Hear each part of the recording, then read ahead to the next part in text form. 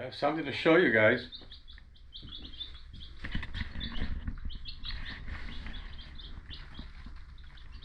$16 chickens. Well, I ordered 14 hens and 2 roosters. One of them died. I don't know, it's probably one of the hens, but so in there should be a couple of roosters and 14 hens. 16 total. And these are brown leghorns. They're an Italian breed. I knew I couldn't get this particular breed that I wanted locally, so that's why I ordered them online. And I'm glad that only one didn't make it. And they're supposed to be very good egg layers as well. The roosters look absolutely beautiful. I'll put a picture up so you can see. I will build him a bigger brooder. This is just temporary. It'll be okay for the first week or two. So that'll give me enough time to build him a larger one.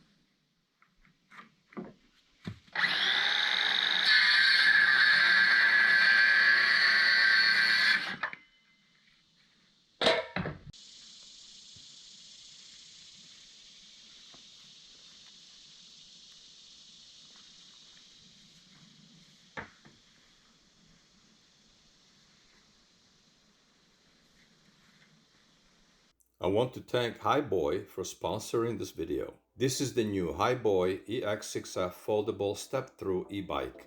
This is how the e-bike shows up at your doorstep. It is meticulously packaged and comes with several accessories. I particularly like the folding feature as it makes it easy to transport.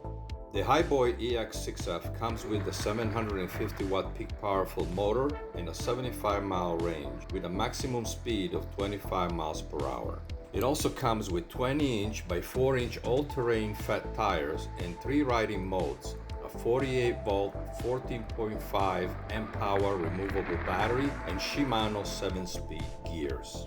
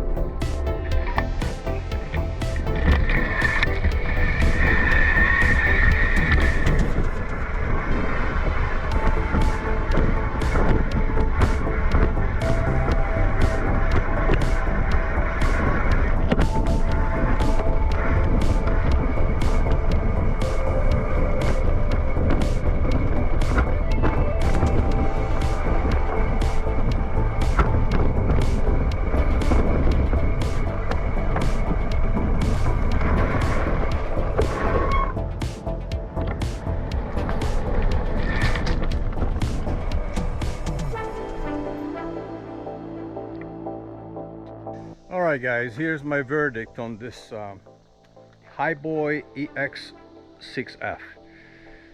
It's a nice little bike. It's good looking. I love the color.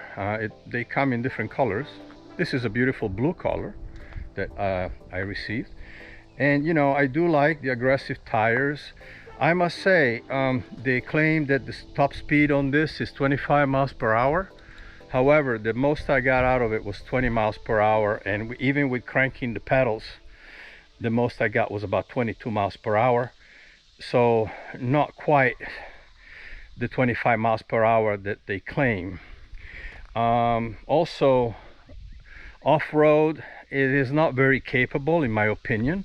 I've tested other e-bikes before, and this one definitely, for 750 watts, my other e-bike is 500 watts and actually performs better than this one.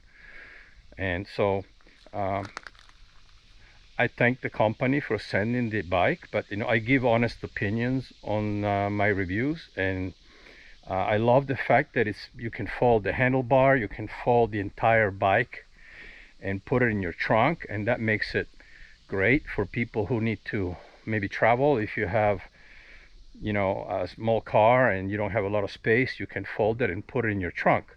Suspension wise, it's okay. It only has a front suspension. There is no rear suspension, and the brakes are pretty decent.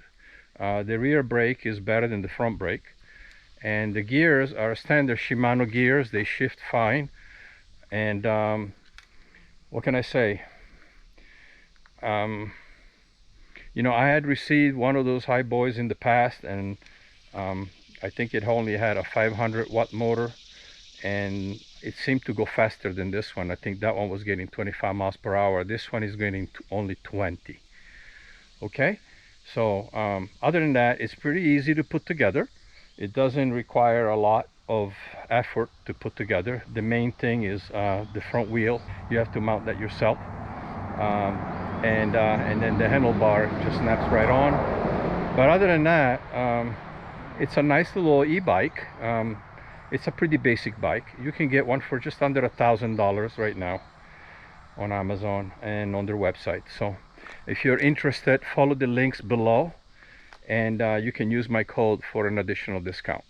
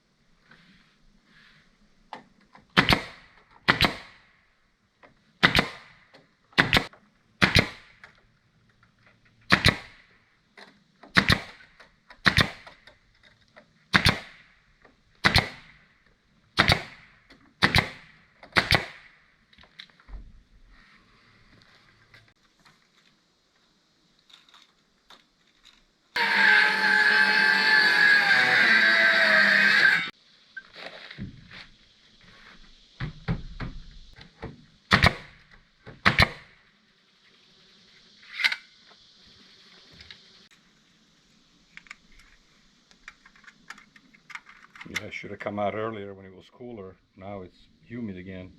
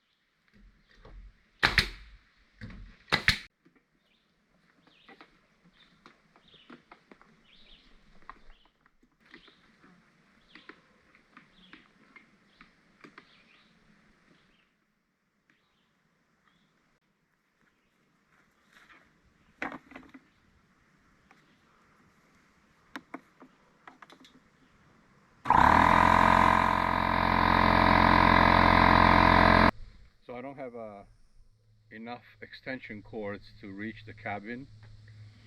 So and I don't have a power station powerful enough to run my compressor.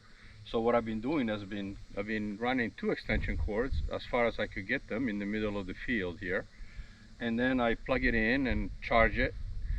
And then I disconnect it, go back to the cabin, hook up the gun, get as much done as I can, and when it's nearly empty, I come back and fill it back up. Unfortunately, sometimes, uh, I always say I make no excuses. I work with what I have, and I don't have all the tools, you know what I mean? My saw is kind of pathetic. It has no power. I have a dull blade. But, you do what you can. Always working on a budget on this channel, it seems. And not by choice, but, that's just the way it works sometimes. So, I want to get this back there, continue nailing. I'm about a quarter of the way up, I guess, so we'll just keep going. I hope I could at least get this one side done today. I would love to get it all done, but I should have come out earlier this morning when it was cool. Now it's humid. And actually they're calling for big thunderstorms and rain again later this afternoon. So, and we're already going into the middle of the afternoon now. It's past 2 o'clock already. All right, let's get to it.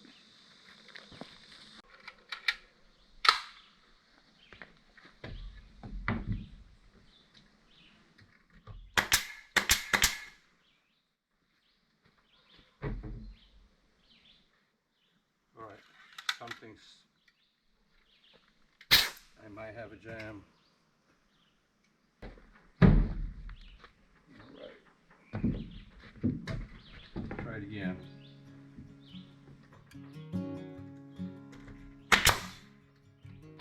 Oh yeah.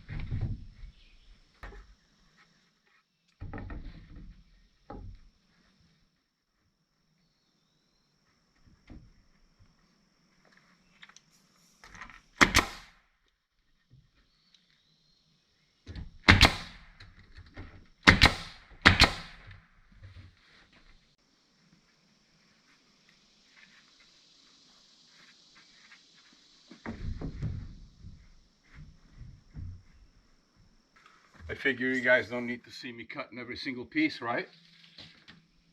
That will get boring. 44 and a quarter. It's not even 10 in the morning and it's already hot and humid. All right then.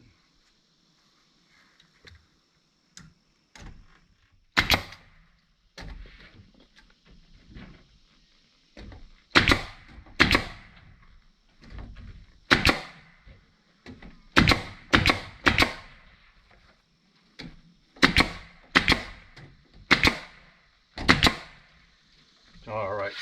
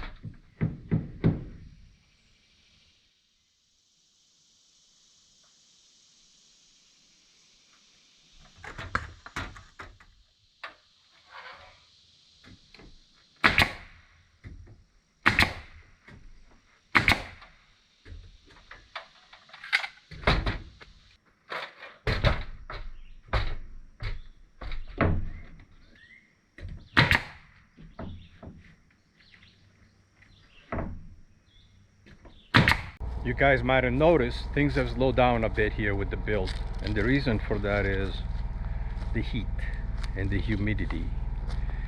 Um, I have to say, this is probably the worst summer since I moved here 4 years ago in southwestern Virginia, and it's unbearable. It's just absolutely unbearable. It's like 90% humidity, over 90 degrees Fahrenheit, and in the morning there's not a lot of relief. I will try to finish this siding today. I only have one side to do, and then I'll be done with the siding. But you know, it's just unbearable, guys. I don't know how you guys doing it. If you, where you live, where you are, if it's the same, probably, maybe worse, right? Because I mean, I'm in the mountains, and it's still unbearable. But I just wanted to let you guys know why the build has slowed down. And I have material, I have things to do. Once I get started on the inside, it's going to be worse for me because it's even hotter in there. I'll keep the door open and the two windows, but you know, now the entire addition is enclosed, so it's going to get very hot inside there, and it's dark, so I don't know. I have to put a light so that I can film, because I'm underneath the trees and it's always shady. I want to show you real quick. I put the first blocking in and screwed it in, and so that's what I'm going to do all the way through. And also, I think I injured my right shoulder, and so I have to be a little careful with that. You know, I've had injuries since I started this build. I've had two fingers, these two fingers, I have scars on them now.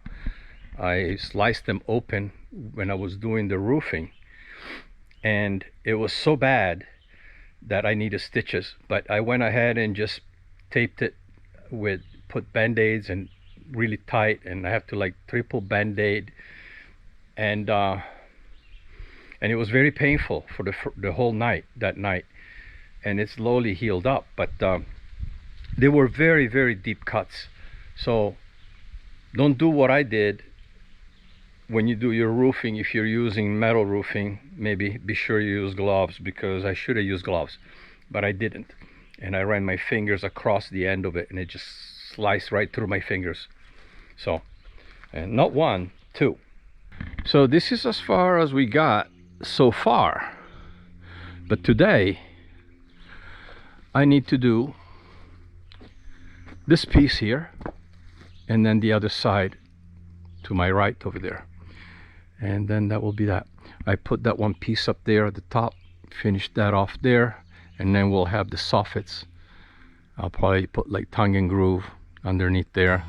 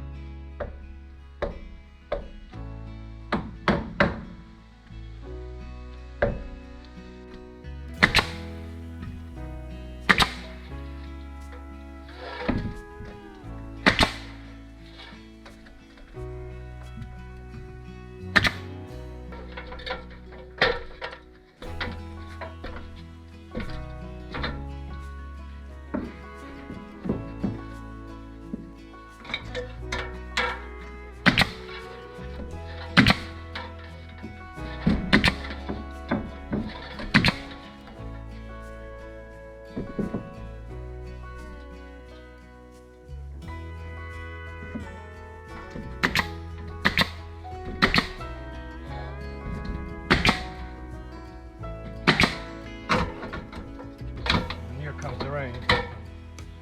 This is how it's been, guys.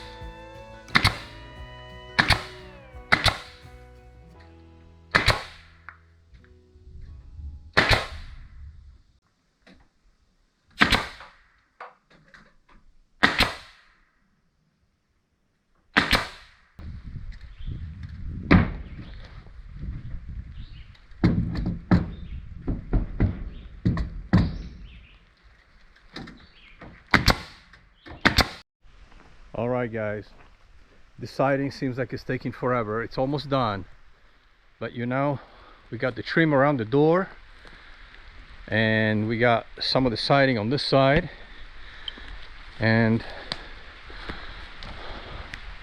still have to finish this side. Almost there, won't take that long. And then I got this whole side completely done, and now it's starting to rain. It's going to downpour in a second, so I'm getting the heck out of here, and we'll see you guys in the next video.